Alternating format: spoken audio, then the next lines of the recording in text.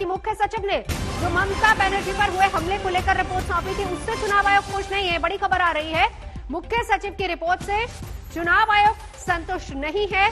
सूत्रों के हवाले से खबर मिल पा रही है और अब आयोग ने मुख्य सचिव से डिटेल रिपोर्ट मांगी है, विस्तृत रिपोर्ट मांगी है और शाम तक कहा है कि यह रिपोर्ट सौंपी जाए।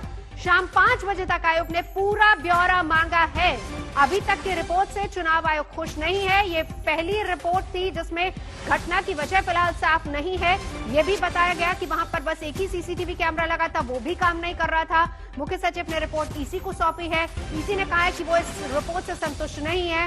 पूरी विस्तृत रिपोर्ट ईसी चाहता है, जिसके लिए आज शाम 5 बजे तक की डेडलाइन रखी है। 5 बजे तक ये पूरी रिपोर्ट मांगी गई है ईसी की तरफ से।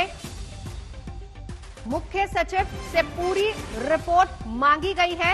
इलेक्शन कमीशन ने कहा है कि शाम तक पूरा ब्यौरा मुहैया करवाया जाए।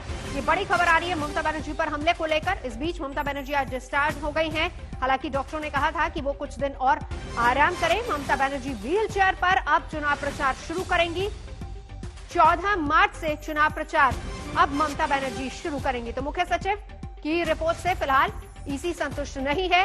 ईसी ने कहा है कि विस्तृत रिपोर्ट शाम 5 बजे तक दी जाए।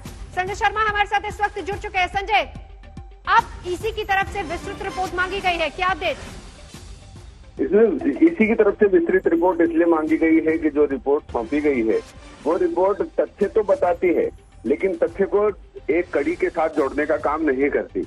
इससे ये स्पष्ट नहीं होता कि वो घटना महज हादसा थी या हमला था। और साथ ही ये तो बताया गया लोहे का खंबा था, वहां आसपास लोगों की भीड़ ज्यादा थी, रास्ते तंग थे, लेकिन उनको कोरेबरेट करने में रिपोर्ट नाकाम है। लिहाजा चुनाव आयोग इससे संतुष्ट नहीं है और चुनाव आयोग ने कहा है कि विशेष विस्तार के साथ और गहराई के साथ तथ्यात्मक रूप से सारी चीजों को जोड़ते हुए आप हमें रिपोर्ट दीजिए। आपकी रिपोर्ट से ये स्पष्ट होना चाहिए कि आखिर जो हम जानना चाहते हैं कि आखिर उस घटना की वजह क्या थी। आपने सारी चीजें विस्तृत कर दी हैं और प्रत्यक्षदर्शियों के जो बयान हैं वो भी कंफ्यूजिंग हैं और उसमें पार्टियों से उनका जुड़ाव है। लिहाजा अपने अपनी पार्टी के लाइन पर बोल रहे हैं, तो ऐसे निष्पक्ष प्रत्यक्षदर्शियों से भी बात की जाए और ये भी कहा जाए कि आखिर वो रिपोर्ट मांगी गई। संजय, नजर आप बनाए रखिए।